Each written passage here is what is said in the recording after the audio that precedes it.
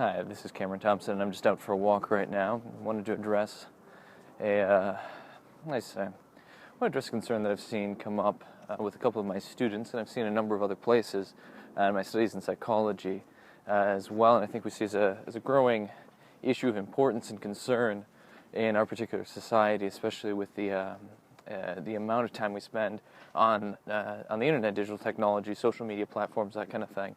But I think it applies in general to all sorts of domains of human interaction and existence in any sort of society.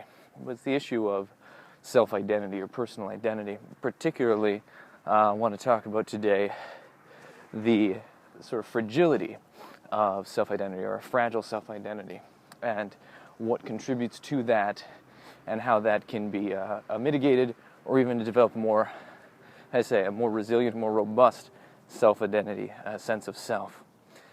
And what brought this up was the basic idea of the almost ubiquity of depression and anxiety seen in our modern Western societies, particularly among young adults and youth. But I think this is the way that was pointed out. But I think it spans across all age ranges and generations, but something particularly common. One of the things that pointed out in a conversation I was having was essentially the idea that a lot of people suffer anxiety and depression because there's a certain sort of fragility to their self-identity. They're staking a lot of themselves out into very social constructs, be that online or otherwise, say among their friendships, or staking their identity a lot in what other people think of them. And of course, this is magnified by multiple factors of magnitude through the way that people can use social media technology, Facebook, Instagram, Snapchat, particularly with the phenomenon of, internet shaming that can happen. That is common enough for people to place their identities in things outside themselves, their social interactions, their reputation, and so on.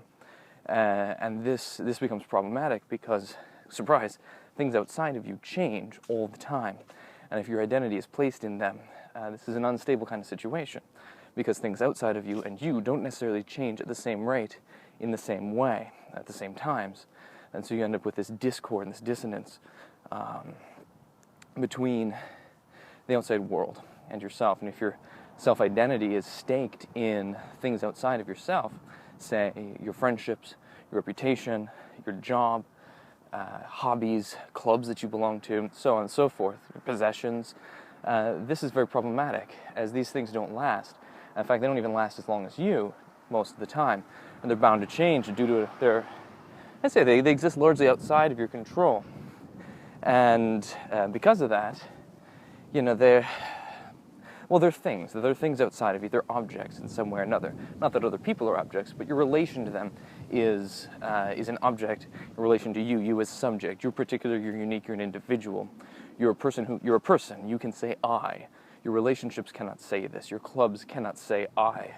Your activities, your job, your hobbies, your social status, your income. These can't say I. These aren't persons. These aren't things. This isn't who you are. These are things you do. These are things you have.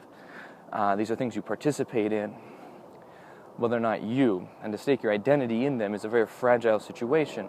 And that's often the cause, not always the cause, but that's often the cause of a lot of anxiety and depression, and general sort of existential angst and identity crises that we see in people around us, that we frequently experience ourselves. To some degree, we find we've been placing our identity in things outside of ourselves, in possessions, in relationships, in things that we do and ways that we behave. And this is simply not a sustainable sort of self-identity, sense of self.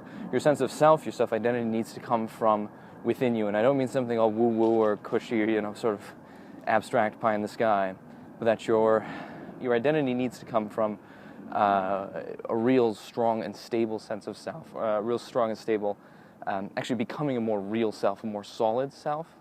And that kind of self-identity, rooted in the locus right here, right in the core of who you are, is not only resilient to changes outside of you.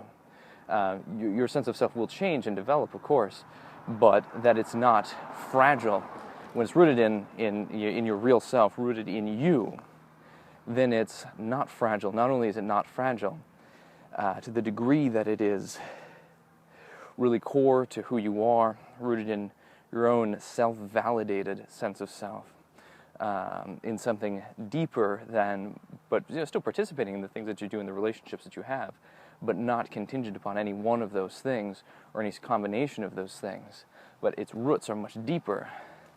Then you're talking about a self-identity that is more robust, more resilient to catastrophic changes around you, crises around you, or even changes in your relationships and job situations and so on.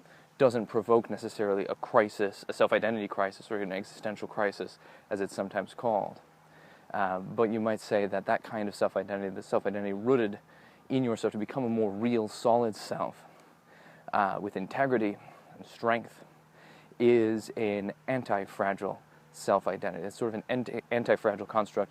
That is, it's a self-identity or sense of self that can change and develop and grow in the face of, or even thrive off of, volatility in the environment, rather than be harmed by volatility in the environment. And this is the kind of person who actually, somebody with this kind of self-identity is the kind of person that thrives in change, not thrives on chaos. That's a very different kind of problem. But somebody who can actually respond positively to challenges, to change, become more invigorated and exhilarated with life, rather than continuously being broken down by the hazards and changes and volatility of day-to-day existence in the modern world.